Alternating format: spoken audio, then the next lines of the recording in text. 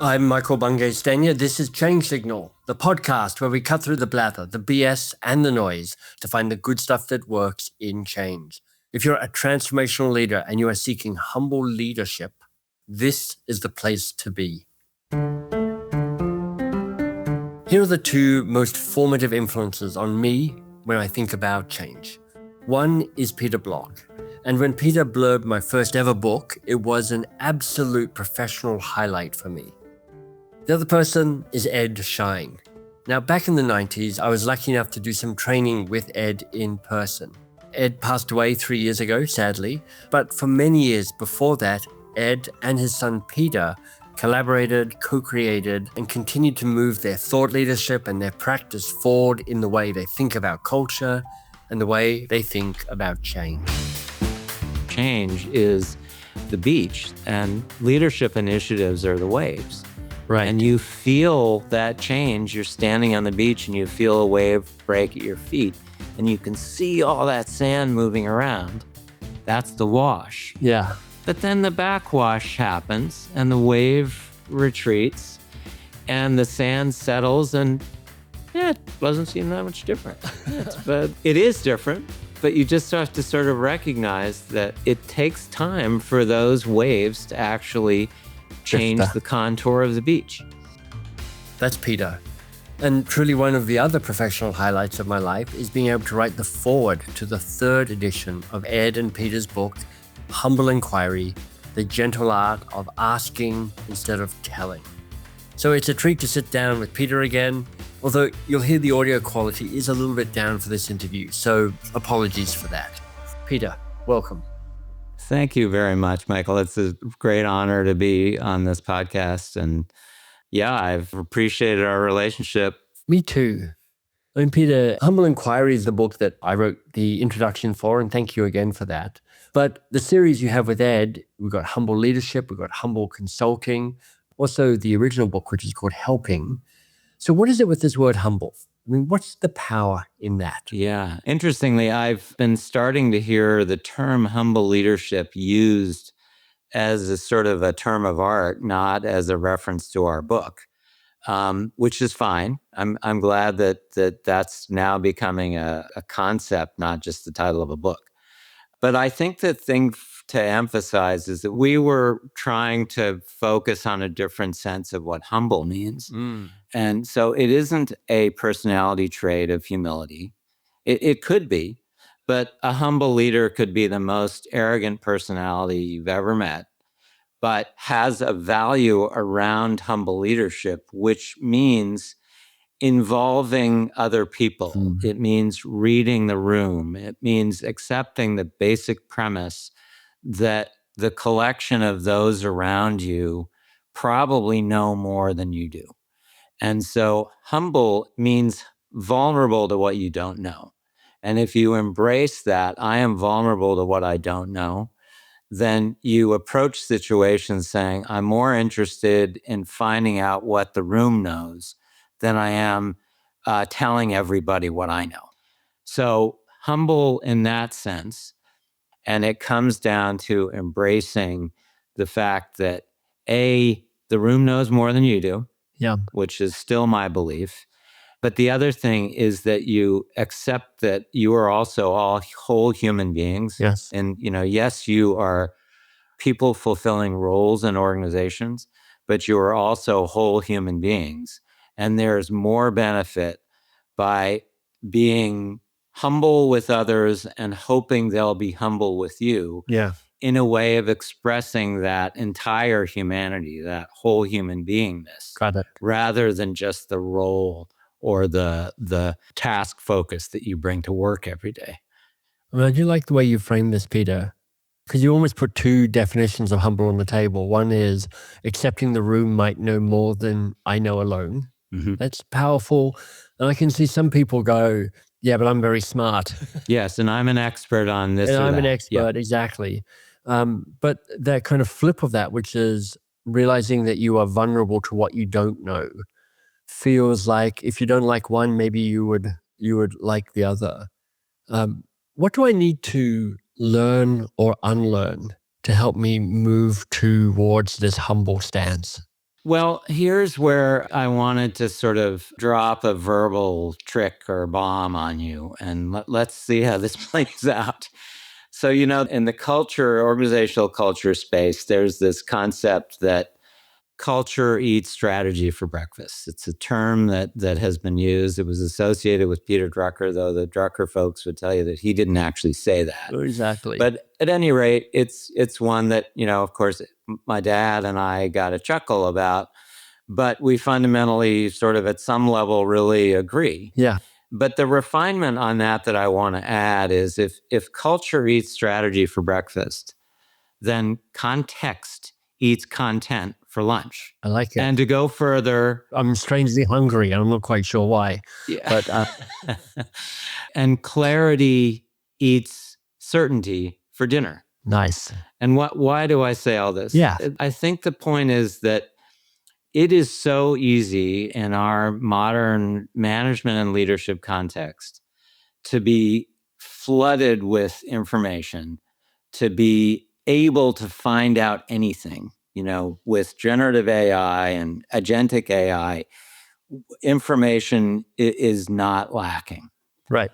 However, how information lands with groups and teams is something we don't necessarily understand. We assume that the content is absolute and that we're often very seduced by that content. And this applies directly in a change context. If you have that gut check question, am I as aware of the context of this plan as I am convinced of the content of this plan? Mm-hmm. Say you ask that question of every one of the 8 steps of Kotter's change, plan, which remains a foundational 8-step change model. It does. That I would never disagree with. Right. But I would say, what if you ask that, am I reading the room? Am I listening to the room? Mm-hmm. Am I as focused on the context as I am on the content? Because for dinner, I have to be sure that I'm clear on what's going on, not certain that my plan will work. So context over content. Yep. And you have to train yourself to keep thinking about that. You make a statement about a plan and you see a bunch of grimaces or eyes rolling, frowns or eyes rolling or blank faces. You better figure out why. Why is this contextually not landing? And so the idea is that clarity takes that input as much as a reaction to a plan as somebody debating the content. Humans respond, and humans are very good at reading people's reactions. Well, don't throw that, tape on the cutting room floor. Yeah. That is valuable information that you should use to build that clarity. It's combining whatever you know or whatever you've planned around the content with your sense of how it's landing. How are people reacting to this? How can you improve that content by drawing people in to whatever you're proposing? This sounds great in this conversation, but content feels so much more comfortable and more accessible. And context can feel much more elusive and subjective. Content can feel objective. How do you help people to not be seduced by the certainty and the content, both of which are more comfortable places to be? Well, it is hard for me not to take that question as a lead into humble inquiry. So I will take it that way. My apologies. You should do that. I was opening that door for you. Yeah. Shameless, I'm sure. But I think the point is, again, drawing people out, finding out what they know by asking simple, open-ended questions, not diagnostic questions, not confrontive questions, but open-ended questions that are intended to give people a voice to respond to whatever content you're proposing or whatever content is being debated. How can you use that openness in order to let people share what they know? So humble inquiry is about sort of increasing the information set, Right. but also starting to build a platform or a substrate of openness and trust so that the next time there's some debate about content, you kind of have built enough of a relationship with each other. Yeah. You've shared vulnerability and you've given each other a chance to be real and be straight with where they're really at, which again is sort of tapping into our humanity of who we really are rather than just the role or the task in front of us. Are there practical ways of doing that? There are some sort of what I've often referred to as group hygiene principles that I think are worth applying. One is the idea that at the end of every meeting, can you check out? Can you allow everybody to, one of the terms that I hear is you do a plus delta, where everybody is allowed to say what was positive in the meeting or what was accomplished in the meeting, Right. and what needs to change for the next meeting. Nice. Peter, the skeptics listening to this, and maybe the cynics, will be saying, look, it's all very well to invite humanity into the room and hear all the voices, but we're under so much pressure at the moment. We've got a plan. Just let me tell you what's needed, and your job is to go away and work the plan. I mean, I buy into this in theory, but in practice, time's are ticking. I feel the weight of pressure from my boss and from their boss. How do you give people the courage or perhaps capacity to actually slow this down, to allow this space to emerge? Yeah, I mean, I think you're on the sort of the basic polarity in work today, that we're always sort of struggling between the things that seem most efficient and the things that seem most effective. And I guess I would argue that it starts with embracing the idea, embracing that attitude of I'm going to be context aware as I am content focused. Yes. And asking that trade-off question that can I concede that in an hour-long meeting, we're going to have a new rule. Starting next week, we're going to provide 5 or 10 minutes of soak time before we adjourn. Sure, I like that. Can you do little things like that? Which, by the way, what's that? You're asking to take 15% of the time just to have the room do its own collective debrief. Right. And maybe you don't do it on every meeting, but you start to habituate that we are going to allow ourselves some time to be reflective. Yep. And again, the point isn't that you expect that to improve the content of decisions. It might. But the point is that next time around, you're going to have built this openness and trust that ultimately it may seem inefficient initially, but it's got to feel more effective down the road. How long does that take? Because part of the challenge, Peter, is the first time you do that, people are like, I don't know what's happened to you, but it's weird. I understood the previous dysfunction. It wasn't really working for me, but at least I understood what was happening. I don't understand this. And the second time you do it, the same reaction. And the third time you do it, the same reaction. It's hard to keep going when you're trying to wait for scars to heal, perhaps, is a way of putting it. Yeah, scars to heal or, lifelong of habits to be overcome. I mean, I will share the sort of the fatalistic comment that my father would say is that, for all of the years that he was working on OD and OB, it's still just Sisyphus pushing the rock up the hill. Right.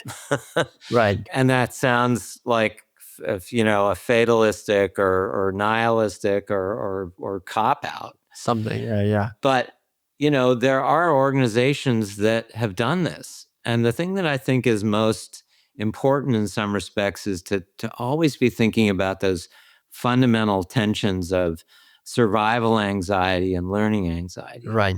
That, you can create change by scaring the crap out of people and forcing a transformation because the company will be dead in a month if we don't do it. Right. And that's often very effective. But you can also build change by starting to let people feel like it's safe to experiment a little bit.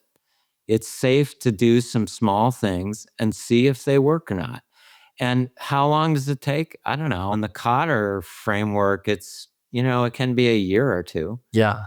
But if we can't handle a year time frame to create a change, then wow, we're in a tough business and we should just let AI do it. Because AI is faster than humans. Well, speaking of humans, one of the models you share in the Humble Inquiry book is different ideas of different levels of relationship. Yeah. What are these different levels and why do they matter? Yeah. We start with a -1 relationship. It's not a 0 relationship because it is a kind of relationship, but it's basically domination and exploitation. And this is true in many contexts. It's true, in first year of med school. You have probably a somewhat exploited relationship with your chief surgeon who's teaching you surgery because that's just the way it's taught, right? Yeah. Very much a teacher-student or senior-junior relationship. Yeah, and we accept it. Or boot camp, Right. in the Marines or in the Army or wherever. That's expected. In fact, I had a general at the Air Force Academy come up to me at one point and say, yeah, our guys go from level -1 to level 4. And I laughed because our model doesn't have a level Yes, 4. But he was referring to a level of connectedness that's very valuable. Yeah. That's level -1. Then level 1 is a relationship that's fundamentally transactional. It doesn't necessarily have any substrate for a different, a changed relationship going forward. It's just one transaction after another. And that's very common. People will recognize that. Yeah. They're like, I have this relationship with people up, down, and across from me in my working relationships. Right. Yeah. And in a matrixed organization, you've probably got tons of transactional relationships. Yeah. It doesn't mean that they're bad. It doesn't mean that they're not trusting. But it doesn't necessarily mean that you can think outside of the box. It's a role-to-role transaction, or, in computer terms, it's an API. It's clear what's being given and what's being taken. Yeah, it's an API, and if you break the API, then you've broken the connection. API is tech jargon. The I stands for interface. In other words, how things talk and interact with each other. The most important distinction is between that level 1 and what we refer to as a level 2, Right. which is a whole person to whole person relationship that builds or has built a substrate of openness and trust. And that comes from being a good inquirer, being interested in them, being curious. Yeah. And also sharing of yourself. Right. This idea of shared vulnerability. You can't just expect somebody to be vulnerable to you. You have to be vulnerable back. Yeah. Yeah. And people do this at work. You might say, I've got friends at work. Well, what that means is that you may have a level 2 relationship with some people, and you have a very arm's length, professionally distant relationship with others. It's very common. And the point of introducing all of this is that we emphasize a tool which we call relationship mapping, where you force yourself to lay out a map of your relationships, different than an org chart, a map of your relationships, and identify which are the ones that are exploitative and dominating, which are the ones that are transactional, which are the ones that are personal. So levels -1, 1, and 2. And then the level 3 in our model is intimate, which, in its pure form is the kind of intimacy you have personally at home with your children, with your spouse, with your partner, with your pet. you know. But what's interesting about those, -1 through level 3 is that what quickly comes out is people seem to resonate with that gap between level 2 and 3. In other words, there's an idea of professional intimacy that's very powerful for people because, you've been on an intense project, you're working with somebody, Yeah. for 8 weeks, 60 hours a week, Yeah. you become very close. Yeah, exactly. It's hard to not develop some personal relationship when you are working that hard and that many hours. Your life has moved into your work. I mean, people actually say, this is my work spouse. And Yes. that kind of hints at some of that. Right. So the point in all of this is to say that you build resiliency, you build creativity, you build openness by moving from level 1 to level 2. Got it. Sorry, apologies to the dog. That's right. We've got a level 3 pet intervention happening right now. Yeah. Peter's website is ocli.org. So OCLI standing for the Organizational Culture and Leadership Institute. You'll find Peter on LinkedIn, and the books Peter and Ed Schein have co-written are available widely. So how do I figure out which relationships to invest in? Because I can see you doing your relationship mapping is helpful because I'm like, okay, here's my ecosystem, and here they are from -1 to 1 to 2, probably not 3 showing up in the work context. But I'm like, I'm trying to make change happen. This is how it is now. How do I figure out where I need to put my time and attention to be most influential? Right. Well, I think the point about relationship mapping is you start to visualize where are the choke points and where are the flows that could be accelerated or could be benefited by developing deeper, more open and trusting relationships. You have that sense, right? You know that there's a project coming up, Right. or you're working on a current project where there are certain workflows that are either going to be impeded by transactional relationships or could be accelerated by open and trusting relationships. And if you just want to pause my conversation with Peter just for a moment, look, I am sure there are relationships you can think of right now where it would just be easier if they trusted you a little bit more rather than making you prove your worth every time. And more provocatively, where could you trust a little more in an important relationship? I mean, how might you take the lead in making something level 2? And then what do you do with that? How do you move from level 1 to level 2? Well, then I sort of go back to my shameless plug for Humble Inquiry, that how do you start to deepen that relationship? We have an acronym in the book that we call sharing the mic. Right. And the M is motivation to actually make that change, to evolve that relationship. Nice. I is intervention, knowing that you are intervening in a relationship that already exists, or you're intervening in a relationship that doesn't yet exist, but it is a change. Anytime you touch something, you change something. You have to embrace that you're intervening, and it's conscious and it's mindful, and that's not a bad thing, but it's not automatic. And then C is contribution. What you have to recognize that you want more information, you want more openness from that other person. But in order to develop that, you're going to have to give something back. You're going to have to share your own issues, you share your own vulnerabilities. That's how you develop that openness and trust. I mean, we did this in first grade. Yeah. Right? Where we developed some friendships that were deeper than others. We know how to do this. Yeah. But it's sometimes hard to sort of recognize those basics at work. What needs to be said that hasn't yet been said in this conversation between yours and Ed's work and the idea of change and transformation in organizations? Well, I often go back to a quote that I've been using for the last few years that just really, really resonates very deeply for me. It comes from an obscure T.S. Eliot play called The Rock. Right. And he's describing people sort of struggling to sort of combat the darkness outside and inside in their, in their life and work.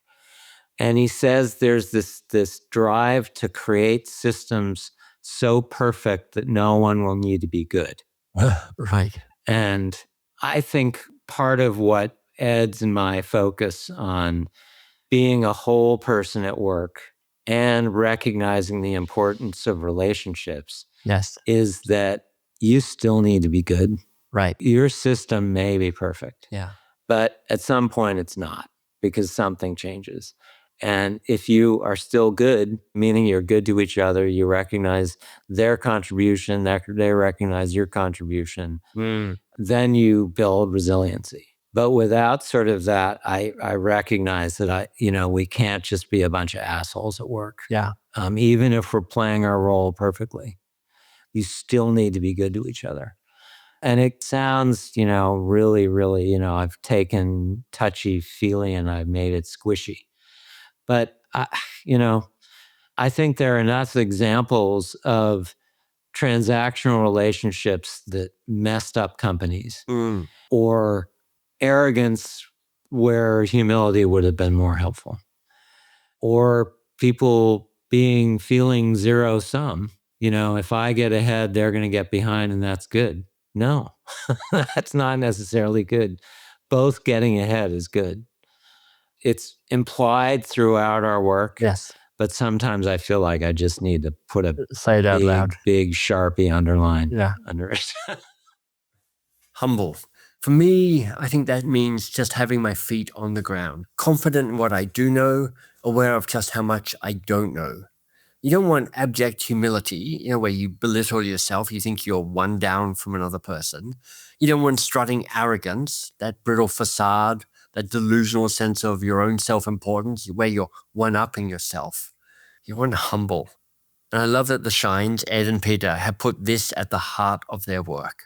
Now, we are humbly trying to make Change Signal into a pod you love. And if you do, recommending this episode or another one to a colleague is a lovely thing to do. If that's too much, no worries at all. But do go slap a star or maybe 5 stars somewhere and write a review if you're still jonesing for something to do. There's more at thechangesignal.com. Thanks for doing the work. I'm glad you're here.